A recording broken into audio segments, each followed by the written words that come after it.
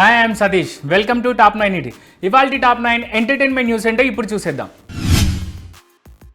పుష్ప 2 500 కోట్ల సినిమా, అప్పటికే 1000 కోట్ల కలెక్షన్స్ వచ్చాయనేది మాట. అందులో బన్నీ రెమ్యూనరేషనే 300 కోట్లు అని వార్త. ఈ క్రమంలోనే బన్నీ రెమ్యూనరేషన్ నెట్టింట చిన్నపాటి చర్చను తగిల్చింది. ఆయన రెమ్యూనరేషన్ ఫిగర్ అందరినీ షాక్ అయ్యేలా చేసింది. అయితే ఈ రెమ్యూనరేషన్ను పక్కకు పెడితే బన్నీకి అంతకు మించి రేంజ్ అండ్ క్రేజ్ ఈ సినిమాతో యాడ్ అయింది.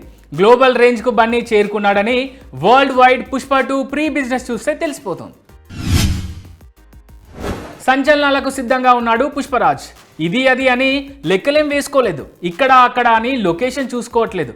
దొరికిన చోట దొరికినట్లు రికార్డులు కుమ్మేయాలని మెంటల్గా ఫిక్స్ అయిపోయాడు పుష్ప. అస్సలు తగ్గేదేలే అంటూ నేషనల్ వైడ్ వైల్డ్ ఫైర్ అంటించడానికి సై అంటున్నారు అల్లు అర్జున్. ప్రీ సేల్స్తోనే 100 కోట్ల ఓపెనింగ్ తీసుకొచ్చారు బన్నీ. చెప్పినట్టే పుష్పరాజ్ థియేటర్స్లో వైల్డ్ ఫైర్ పుట్టించాడు. తన వైల్డ్ యాక్టింగ్తో సినిమాకు వచ్చిన ఆడియన్స్ను అరిపించాడు. యాక్టింగ్, యాటిట్యూడ్, యాక్షన్, డైలాగ్ డెలివరీతో అందరికీ గూస్ బంప్స్ తెప్పించాడు. మెంటల్ ఎక్కే ఫీలింగ్తో దిమ్మ తిరిగే రేంజ్లో పాజిటివ్ బజ్ వచ్చేలా చేసుకున్నాడు. ప్రీ సేల్ రికార్డ్ అయిపోయింది. ఇక కలెక్షన్స్ వేటలో బాక్స్ ఆఫీస్ రారాజుగా నయా రికార్డుల వేటలో పడిపోయాడు. ఓ పక్క పుష్పరాజ్ హడావిడితో ఇండియా షేక్ అవుతోంది. మరోపక్క నాగ చైతన్య పెళ్లి వేడుక తెలుగు 2 స్టేట్స్లో వైరల్గా మారింది. అందరి అటెన్షన్ను లాక్కుంది. ఇక నాగ చైతన్య కోరుకున్నట్టే శోభితతో తన వివాహం గ్రాండ్గా జరిగింది. అన్నపూర్ణ స్టూడియోస్లోని అక్కినేని నాగేశ్వరరావు విగ్రహం ముందర వేద మంత్రాల మధ్యన అతి కొద్ది మంది హితులు సన్నిహితుల సమక్షంలో పక్కా తెలుగు సంప్రదాయ పద్ధతిలో నిశ్చయించుకున్న ముహూర్తానికే నాగ చైతన్య శోభిత వివాహం జరిగింది. అయితే ఇందుకు సంబంధించిన అఫీషియల్ ఫోటోలు బయటికి రానప్పటికీ కొన్ని ఫోటోలు మాత్రం పెళ్లి వేడుకకు వెళ్లిన అతిథుల కారణంగా బయటికి వచ్చాయి. అవి కాస్త నెట్టింట వైరల్ అవుతున్నాయి. టాలీవుడ్లో పెళ్లి సీజన్ నడుస్తున్నట్టు ఉంది. సెలబ్రిటీలందరూ వరుస పెట్టి పెళ్లిళ్ళు చేసుకుంటున్నారు. తమ బ్యాచులర్ లైఫ్కు గుడ్ బై చెప్పేస్తున్నారు. ఈ క్రమంలోనే బెల్లంకొండ పెదబాబు సాయి శ్రీనివాస్ కూడా త్వరలో పెళ్లిపీట లెక్కబోతున్నాడట. పెద్దలు కుదిర్చిన అమ్మాయిని తొందరలో అంగరంగ వైభవంగా కొత్త జీవితంలోకి అడుగుపెట్టనున్నాడట. ఇక ఇదే విషయాన్ని ఈ హీరో ఫాదర్ బెల్లంకొండ సురేష్ మీడియాతో మాట్లాడుతూ చెప్పారు.